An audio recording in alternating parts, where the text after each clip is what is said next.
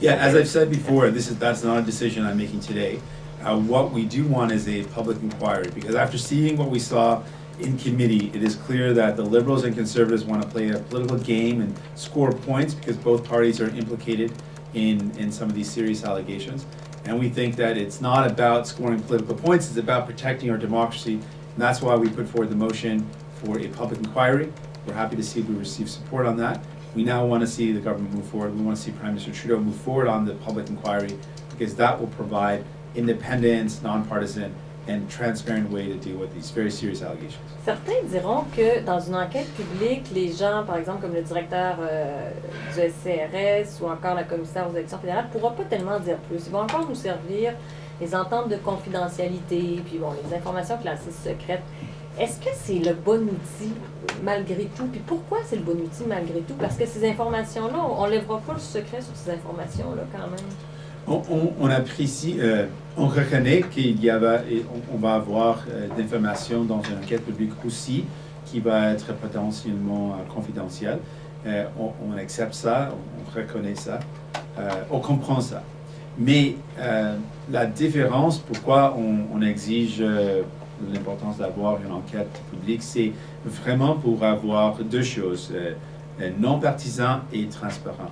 Donc, on va avoir quelques éléments qui, à cause des sécurités nationales, peut-être ne peuvent pas être publics, mais en général, l'importance d'avoir une approche non partisane, après ce qu'on a vu dans le comité, c'est clair que ce comité, ce n'est pas quelque chose qui travaille pour trouver des solutions, pour régler les choses. C'est vraiment un jeu politique pour gagner des points au lieu de trouver des solutions. Et pour moi, quelque chose assez important comme notre démocratie, ça mérite la prioritisation des solutions, de protéger notre démocratie, de garder l'importance d'avoir un système où tout le monde peut avoir confiance. Et ça, c'est pourquoi j'exige le gouvernement d'avoir une enquête publique. Et on met la pression particulièrement sur le Prime Minister Trudeau. Can I just ask you more about that?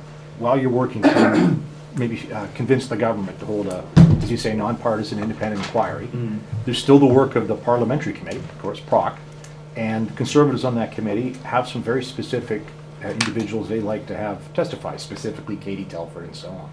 And I think they're a little confused, the Conservatives are a little confused why they're not getting support from the Democrats on some of the relevant witnesses. Well, we have supported having relevant witnesses testify, and we'll continue to do that. Let's be very clear, though, the Conservatives don't have the goal of getting to the truth. They really made it clear their goal is just to make this into a circus, to call everyone and anyone they can, and then when confronted with the option to expand it to include more witnesses that will actually get to the reality of political interference, particularly potentially Russia as well, we saw the Conservatives afraid of that because they're worried about expanding it to really get to the heart of the matter. And the difference between us and the Conservatives and the Liberals on this is we actually just want to see solutions. We want to see real transparency around what's going on. We want Canadians to know what's going on. And we want to provide a real path towards protecting our democracy. Instead of finding an attack point to target one Prime Minister, we want to target the entire electoral system to make sure it's being safeguarded, it's being protected, and we're not worried about gaining points on the Conservatives or the Liberals, both who've got some implication in these foreign interference. We actually just want to see an open, transparent, independent process that gives us the tools that we need to ensure that our democracy is protected. And just one other thing about the Prime Minister, you may have heard last week, we've asked him about this inquiry. Among other things, he's noted that there's the National Security and Intelligence Committee of Parliamentarians, right? Or there may be some other fora where parliamentarians are sworn to secrecy or something like that. About an hour ago, Mr. Poilievre said that that sort of fora would be, quote, a trap, a trick, if we had to swear MPs to get information and they couldn't talk about it. What do you think about the idea of, you know, how public things should be, or should parliamentarians be sworn to secrecy, be allowed to review some of this CISA stuff? Right. I don't want to say, I'm loath to say the words I agree with the individual you mentioned. I will say though, I don't think this should be in any way a private or a secret committee. This is something important that Canadians should have access to. Of course, there will be some information given that it's national security, given that there'll be CSIS information. Some of it may be required to be kept confidential, but the process should be public, and that's why I do not support a committee like the one you referred to, the NCCOP, as an option. It's not something that will provide the transparency. And really, I said two principles for me.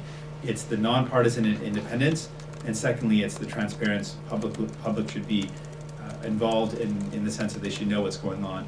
And that to me those two are the prime principles why I would say public inquiry is the best way to go. Maurice Rosenberg, the author of the 2021 protocol report, told CTV News that perhaps we need to start looking at the CSIS Act and potentially modernizing it. Is that something the NDP would support or push for, to close those gaps? Yeah, anytime there's ways for us to protect our national security and improve legislation around national security that doesn't undermine privacy or human rights or the Constitution, we should look at ways of modernizing and improving. And just to go back about, I know David, my friend David here, tried to pin you on this idea of withholding support from the Liberals or not. But this vote on that Proc report could happen in 2 days, as early as 2 days. When do you think you might make a decision about that? And who knows, maybe the Prime Minister wants to declare a confidence vote. So very shortly, it might be decision time for you. Would that be fair to say about whether or not Liberals deserve New Democrat support, generally speaking? Well, if there is a non-confidence vote, we'll make a determination when that happens. That's not in front of us right now. What is in front of us is the fact that we want to see a public inquiry. We believe that's the right way to go. Given what we've seen, again, you can look at, if anyone's seen any of the clips of what's going on in committee, it is not a process that seems committed to finding solutions to improve our democracy. It seems more so the Conservatives want to score points on the Liberals, and Liberals want to do the same to the Conservatives. We, New Democrats, are not into that. We think that something as important as our democracy should be treated seriously and should be treated non-partisan, and that's why an independent public inquiry is the way to go to assess what's going on, the exact extent of it, and then look for recommendations for us to improve our democracy and protect it. Est-ce qu'on comprend que tout ce qui n'est pas une enquête publique indépendante ne satisferait pas les néo-démocrates? Je pense que le travail du comité doit continuer, et il peut continuer, et on va appuyer les motions qui nous aident à avancer le travail du comité, mais je pense que c'est insuffisant le travail du comité parce que c'est trop partisan. Et une question de notre démocratie, une question d'ingérence étrangère, c'est assez important qu'une enquête publique, c'est vraiment la façon de prendre au sérieux les allégations et de trouver des solutions qui vont protéger notre système. La question, c'est est-ce que c'est une enquête publique ou rien d'autre? Est-ce que c'est une enquête publique ou rien d'autre? Les deux éléments que je veux voir, donc s'il y a une autre façon d'avoir ces deux éléments, donc indépendance, non partisan et puis transparence, s'il y a une autre façon d'obtenir ça, je suis ouvert à écouter les options. Je ne sais pas s'il y a une autre option, mais je suis ouvert si ça satisfait ces deux éléments, la question de transparence et la question de non-partisan indépendance. Mais dans mon avis, c'est vraiment une enquête publique qui est la meilleure façon. Mais s'il y a une autre option qui satisfait ces deux éléments, je suis ouvert à analyser cette option. You sort of answered this, Mr. Singh, but is there maybe a compromise short of an inquiry that you would accept? Like, there has been some suggestions that perhaps all of the political leaders could be brought in and given the same high-level, top-level briefing about what our national security agencies knew. You would have that information. Would that be something that would be a compromise you'd accept? Yeah, I appreciate the question. I said really there's two broad elements that I want to see happen, and the one is around nonpartisan independence, that's one, and the second is transparency, so the public knows what's going on. If those two are satisfied in another forum, I'm open to that. We've said that the public inquiry is the best way to do it, but there might be another way. I don't know exactly what that is, but there might be another path that does satisfy those two, and I would look at that and make an assessment if it does achieve the independence and the nonpartisan, as well as having having clear transparency for the public, that's something that we could look at as an option. But how do you, I guess, manage the fact that you're dealing with very top secret information, where there's information that even at committee it seems that some of the spy agency folks weren't able to answer because it wasn't public forum? How do you manage that? How do you, like, at some point, don't you think you might have to make a compromise that because you're dealing with high-level, top-secret information that may be a public forum? I know you want transparency. I want that too as a journalist. But at some point, like, maybe that's something you might have to compromise on. That happens all the time, though. I think it's a fair question. It happens all the time in inquiries where there are some elements of the inquiry where the information is confidential, and so then there's a portion that goes in camera or a portion that's put before, if there's a judge overseeing it, goes before the judge, and it doesn't get to the public. There are portions of inquiries where that happens, and that is a normal course of action, given we're a G7 nation, national security interests. We don't want, for example, countries to know about the details of how our spy agency is operating or the resources that we have. And so there's certain things that may be so important that we don't want the public, we don't want it in the public discourse because it could undermine the work of our agencies. That's understandable. And so having some mechanism where that is assessed in front of an independent person like a judge who can make that assessment, this would rise to the level of having some concerns. That's fair and that's understandable.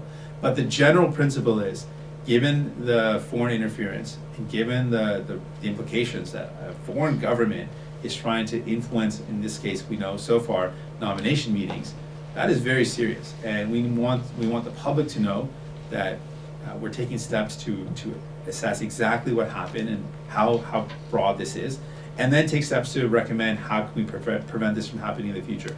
That's really the goal here. That should be the goal. That's my goal, and that's why I'm pushing for a public inquiry, or in the alternative, if there are some ways to achieve the outcome of transparency, independence, and having non-partisan forum, then we'll look at another option as well. So should we move more quickly on developing a foreign interference registry then, given everything that you're saying? It's something we should look at. That's probably why public inquiry or having someone assess all the seriousness or all the evidence in front of us and then make recommendations around what we need to do to protect ourselves. Is it a registry? Are there other rules that should be put in place?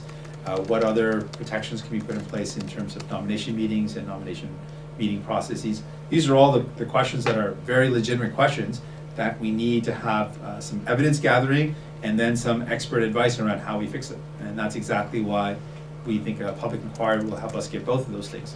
Assess the problem and then provide us with concrete recommendations to fix and to provide support for future preventing this from happening. Just on the private delivery of public health care, previously you said you're not ready to say whether or not this would be a reason to pull support. You ready to say that now? Well, we are right now, in front of us is a vote, and the vote will really determine the way which way parliamentarians want to go. We've laid out our vision very clearly where we stand. We want public universal health care, and we don't want a cent of our public dollars. We understand Canadians are hard-working people, their hard-earned money, the public money that we are entrusted with. Not a cent of that should go to a private equity firm that invests in for-profit care. Not a cent of that should go to a venture capitalist that's invested in for-profit care. We want to see every dollar of hard-earned taxpayer money go towards the care of our loved ones. And we saw the alternative in long-term care, that we've got these very wealthy corporations making huge profits off the pain of their residents, and we see some of the worst outcomes in those for-profit centers. So we've got shareholders making big profits, and we've got residents in those centers, in those facilities, that are receiving some horrible treatment. So we don't want that to happen. We want public dollars going towards public care, going towards care that puts people first, and that remains our position. And we'll see today where the Parliament stands on that, and then we'll continue to push our vision, which is for the universal health care for every Canadian. No one should worry about how much money they have in their pocket and whether they can afford to get care or not. They can get the best care possible, and we want to see that that's the vision for Parliament. And so we'll put that to a question today. The vote will happen today. We'll see where people stand. Thank you.